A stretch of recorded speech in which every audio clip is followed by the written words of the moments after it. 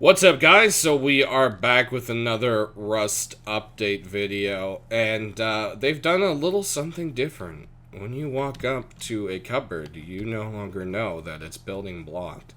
And this is going to make a lot of people angry and a lot of solo players happy. So everyone's been complaining for solo players, hey, we need something. And there you go. So if you build a base that's not obvious, people won't know it's there unless they have a building plan or a hammer. The other thing is standing out of the building blocked zone.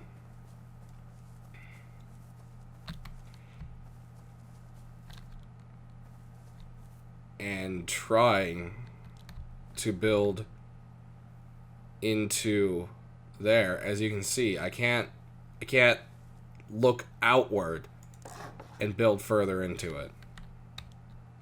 You can build just a tiny bit into it, but no more raid towers being tricked into there. It's just not a thing. And people are screaming. People are blowing up on Reddit about it. Well, it just makes you work harder. So, you know, hey, it's how it is. They're going to work on making the game harder, and that's what it's going to be. So that's that with that. Otherwise, to the game this week, not much really done. There's a few improvements to performance. And that's about it, really. Mostly all stuff behind the works with caves, and which is something I'm super stoked for, and a few other things, and then the component system, which is going to be replacing the XP system. So we'll go ahead and move on to those there. So here you can see our first screenshot of natural caves. And this is something I am super excited about. These new cave systems are going to be pretty cool. If you haven't checked out the dev blog from last week, basically, they're going to have these mine shafts at the back of them. They're going to have these flat buildable areas within caves. Some caves will have one buildable area, some will have multiples, I think up to 3. But the building spaces won't be any bigger than a 2 by 2 by 2 by 2 by 2 or 2 by 3 by 2 kind of thing. So it's going to be very challenging. And you'll have a mine shaft that you can control from down below as the only way out from the back end of it. Caves are going to be full of radiation, different interesting stuff. We've seen merges this week, such as ore and uranium veins. Are those going to be materials we can mine, or is it just for looks? I don't know. Why would they bother naming them if they were just visuals? So, you know, that kind of thing. Also, there's going to be glow bugs and vines, as you can see, stalagmites, stalactites. It's definitely a really cool looking thing. And they also said that caves will vary by location. So if they're in the desert, it's going to look like the desert rock. If they're in the forest, it'll have that mossy feel to it. So it's definitely something I'm really excited for, this dynamic cave system. It's going to be really cool. It's going to be a changer. It's going to be really different for those kind of people that want to literally live under the ground. And that's something I'm extremely looking forward to there. The other thing you will see here is the replacement for the XP system. Now that is something really different, and they are getting rid of XP and BPs altogether, and it's going to be replacing with the component system. So basically the component system is going to be replacing all of that. BPs and XP are dead. They tried it, people just didn't like it. It didn't have that randomness that they wanted for Rust. So what's going to be is there's going to be some loot-only components that you'll need to build and craft stuff.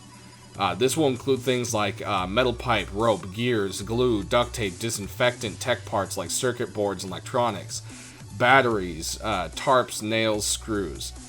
And these kind of things will be needed to craft certain things. So basically, you'll be able to craft everything by default. These loot-only components will be required for crafting, and new players will only spawn in the south of the map. Radiation is going to be added back into the game properly this time around.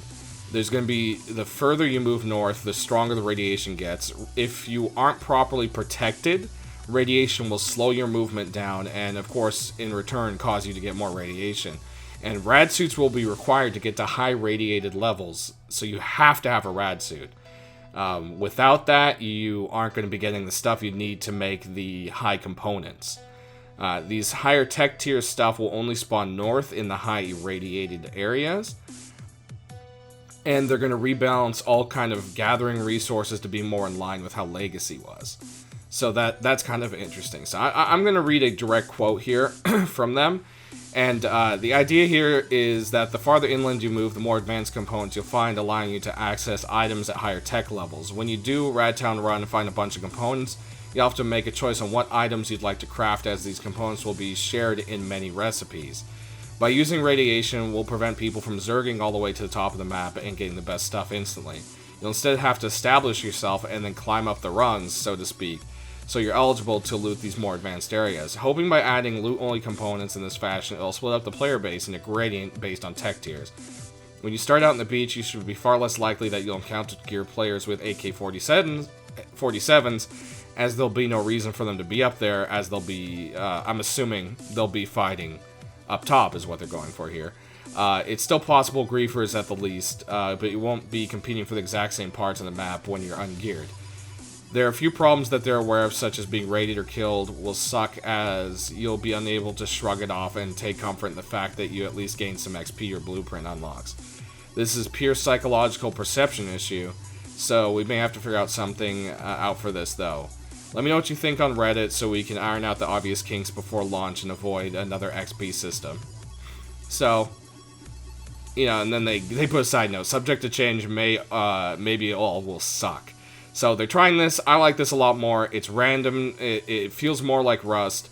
I know a lot of people are going to be upset that there's still no BPs, but I'd rather have to try to earn things than just randomly find shit. So I like the system a lot. It still has that earning feeling that the XP did. Like, you had to fight and find and loot for that. It also encourages people to go out a lot and not just turtle up in their base once they've unlocked everything. You're going to have to keep going out. You're going to need more duct tape. You're going to need more batteries. You're going to need more gears, etc.